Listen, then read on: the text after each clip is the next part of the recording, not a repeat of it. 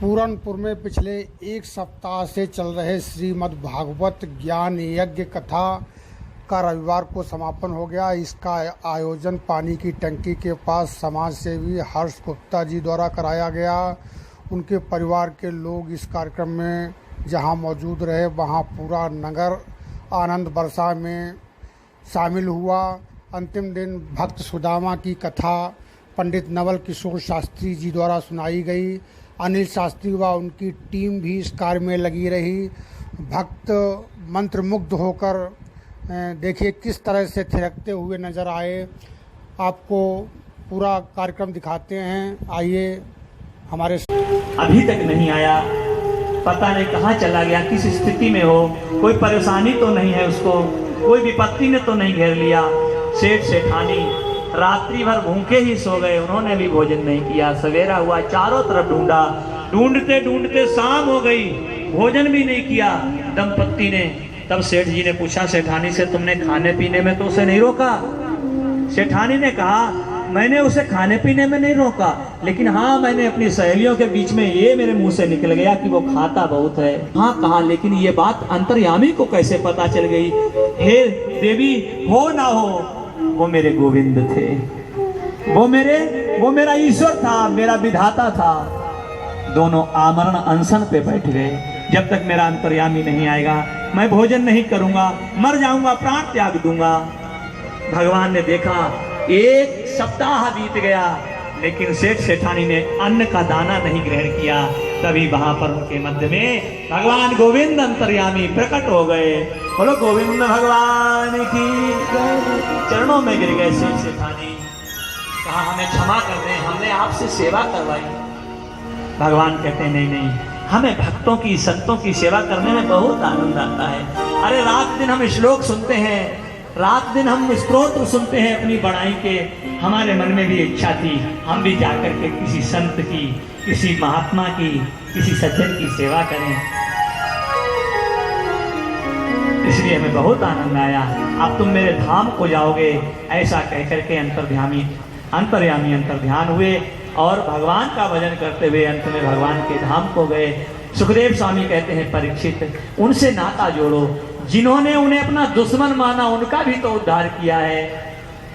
गोविंद के एक परम सखा हैं, बचपन के सखा हैं, जिनका नाम सुदामा है।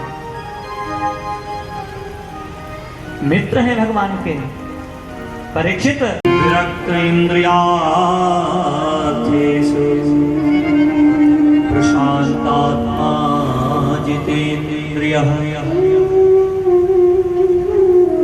इतनी उपमा सुदामा के नाम में भागवत में इस श्लोक में है, इतनी उपमा तो भगवान के भी नाम में कभी कभी नहीं जुड़ती।